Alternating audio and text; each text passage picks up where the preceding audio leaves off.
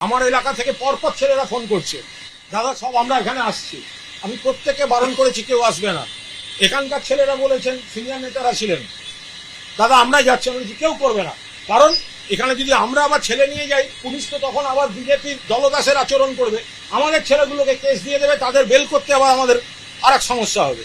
ফলে আমি যাবো, তারা যদি মারার হয়, ছবি তোলার হয় তুলবে, তাতে ওরা এইভাবে কণ্ঠরোধ করা যায়নি, এইভাবে কণ্ঠরোধ করা যায় না। আর কুণাল ঘোষকে গায়ে হাত দিয়ে মেরে, আরে কুণাল ঘোষকে একসময় সামলাতে 150 পুলিশ সামলাতে পারতো না।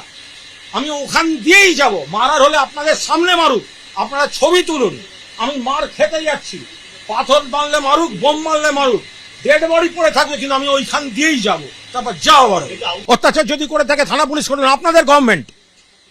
যদি অত্যাচার কেউ করে থাকে, আপনাদের গভর্নমেন্ট, আপনাদের পুলিশ। অত্যাচার করেছে বলে রাস্তায় অ্যাটাক করা হবে, এটা কোনো কথা হলো? আমার সঙ্গে কি সম্পর্ক? যে লোকটাই মমতাদির বাড়ি থেকে বেরোবে বা মমতাদির বাড়ি অ্যাটাক, এটা কি করে হতে পারে? এটা তো অন্য কোনো জায়গায় হলো না শহরে, এটা তো মমতা ব্যানার্জির বাড়ি, যিনি জেড সিকিউরিটি প্রোটেক্টি, তার বাড়িতে হলো। এটা কি করে হতে পারে? একটা লোক দাঁড়িয়ে বলে দিল অনেক অত্যাচার করেছে। কোন অত্যাচার করা হয়েছে? আর যারা যখন উপকার নিয়েছে, যে মেরেছে ওকে জিজ্ঞাসা করুন ও চাকরি রেখে দিয়েছে, জিজ্ঞেস করুন ও কোথায় চাকরি করতো। কিন্তু এইসব করে থামানো যাবে না, এইসব বাঁদরামি মাননীয় মুখ্যমন্ত্রী সারা বাংলা এবং আপনার কেন্দ্র এগুলো প্রশ্রয় দেবেন না।